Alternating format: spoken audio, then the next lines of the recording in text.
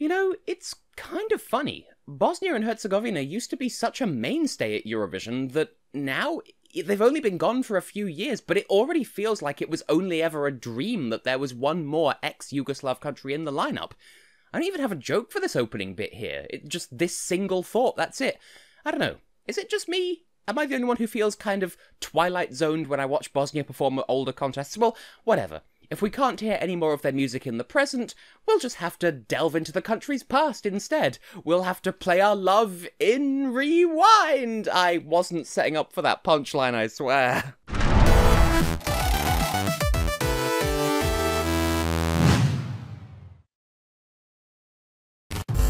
Well, a firm how do you do, my lovely people. I am Tessellating Hexagons, and what if I told you that the fine nation of Bosnia and Herzegovina is, in fact, a pumpkin? Okay, I admit it, that's another one of my weird on-brand Tess-flavoured thoughts, but hear me out here. They made their Eurovision debut at a gala show of sorts after emancipating themselves from their family, and then partied it up until time ran out, and then they had to flee the scene before everyone else figured out how poor they really were. Team Bosnia? Team Cinderella, more like. But I'm getting ahead of myself. Perhaps it would help if we took a look at the fast facts before anything else. First off, their national broadcaster is one Bosanska Hercegovačka radiotelevizija, or Bosnia Herzegovinian radio television, as you can probably guess, or BHRT for short, and for much more easily to be doing the saying of.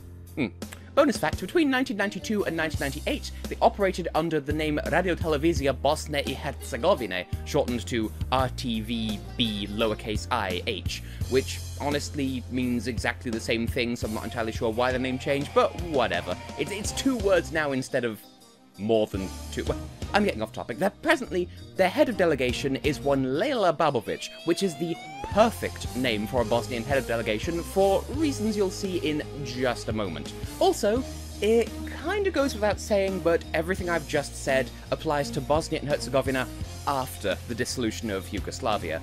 Prior to that, well, that's all best saved for a video of its own at some point. So, moving on. On that note, though, strictly speaking, the country's debut came in 1961 as part of Yugoslavia, represented by Ljiljana Petrovic and Neke davne zvezde, but that entry was supplied by the federal unit of Serbia. The first Bosnian Yugoslav entry wouldn't come until 1964, in the form of the late Sabahudin Kurt's Život je sklopio krug, which came last with the dreaded nil point, but then again, that's Yugoslavia.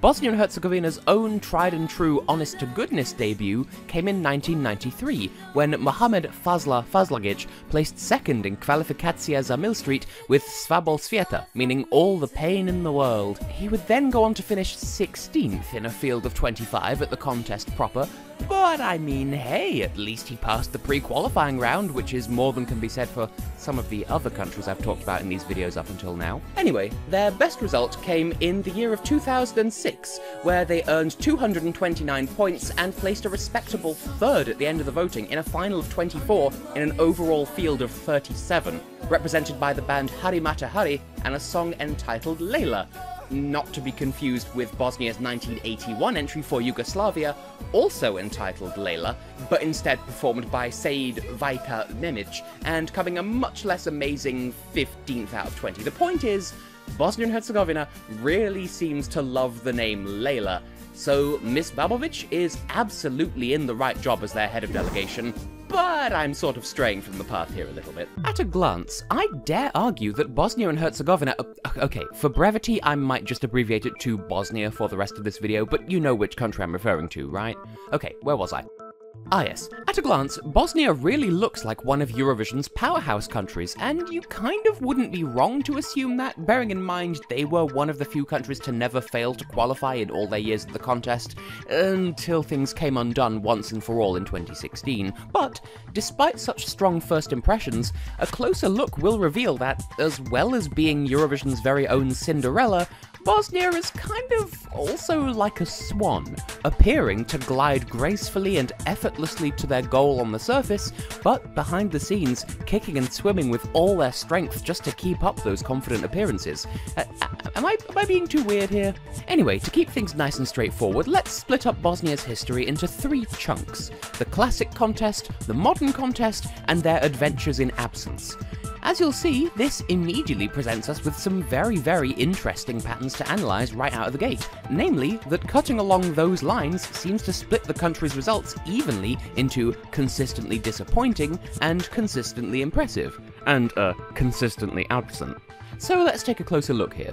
Firstly and foremostly, Bosnia versus what I call classic Eurovision. For anyone just joining the party now, in my own personal nomenclature, I refer to Eurovision in the form of 2 distinct eras, classic and modern, and no franchise has ever done that distinction before, I swear. And the borderline between the two falls between the years of 2003 and 2004, or, more accurately, with the introduction of semi-finals. Now, it could be so easy to look at Bosnia's historic results and say that because their only top 10 result in that time span came in between 2 years of non-participation and off the back of a certain high-profile artist, that the pressure of having to participate in semi-finals at all gave the nation the proverbial kick up the backside that it needed in order to get good, as they say.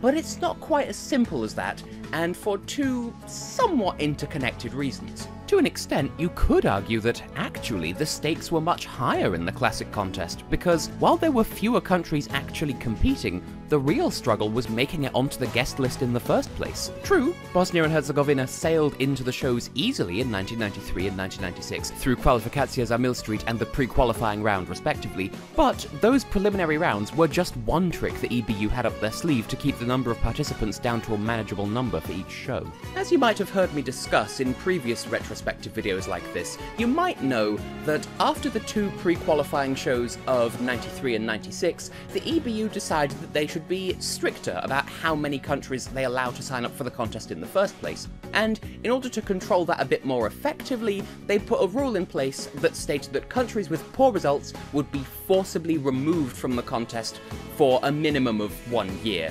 And Bosnia fell foul of that something hardcore.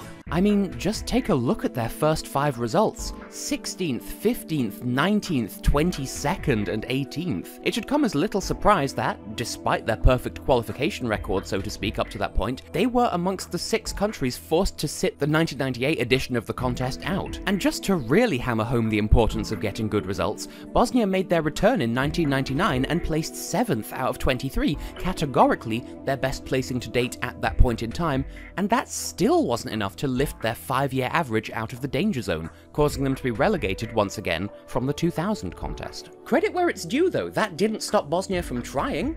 As soon as they were able on both occasions, they returned to the contest in relative force. On top of their impressive 7th place finish in 1999, thanks in no small part to Dino Merlin, renowned composer and creator of the first Bosnian national anthem, they also began to see an upwards trend in their results in general, with 2001 and 2002 rewarding them with 14th and 13th place, and in 2003, 16th out of 26, the largest grand final ever at that point in time.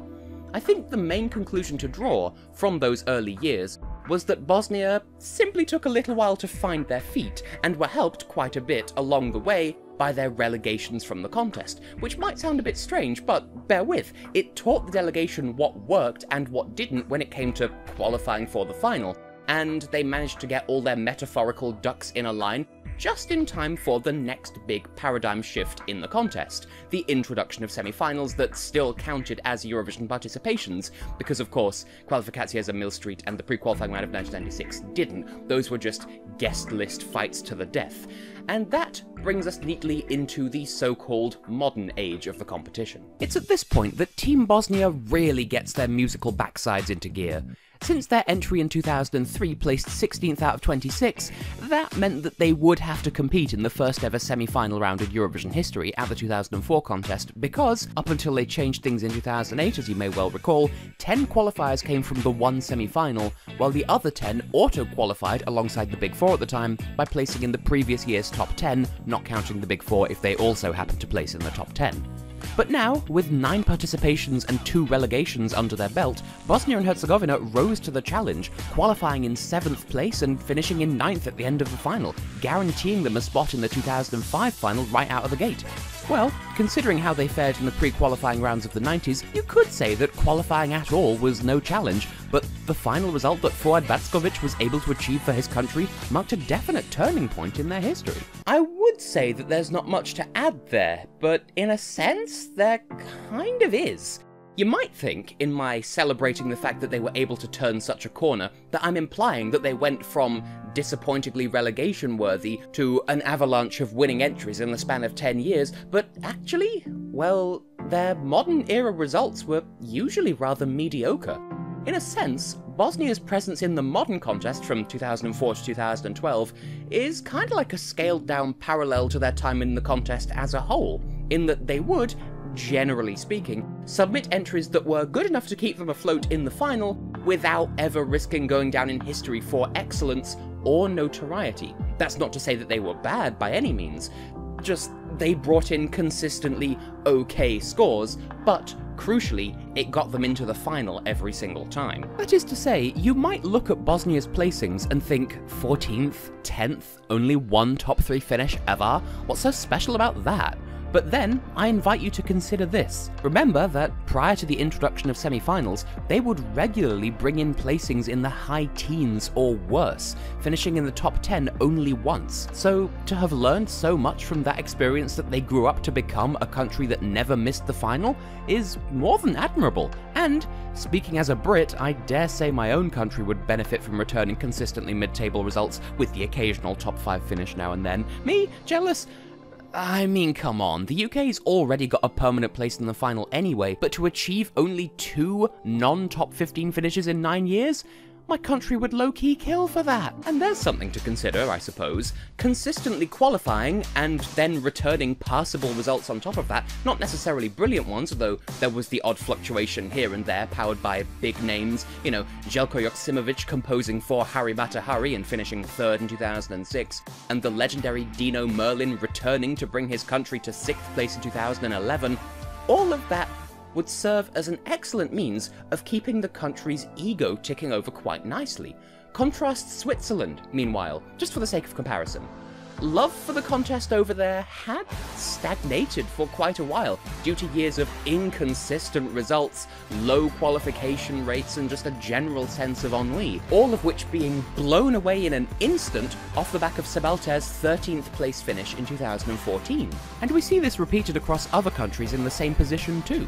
Portugal off the back of Salvador Sobral's win, Israel re-energized by Nadav Gej building up to Netta's victory in 2018, even San Marino just making it to the final at all in 2014. Consistency and the occasional bit of positive reinforcement can go a long way to keeping a country's morale high, which is something that the more successful countries, Sweden, Russia, Italy and Ukraine for example, are inclined to take for granted. See, this is why I praised Hungary so much. They understand the value of good results. But I'm getting off topic.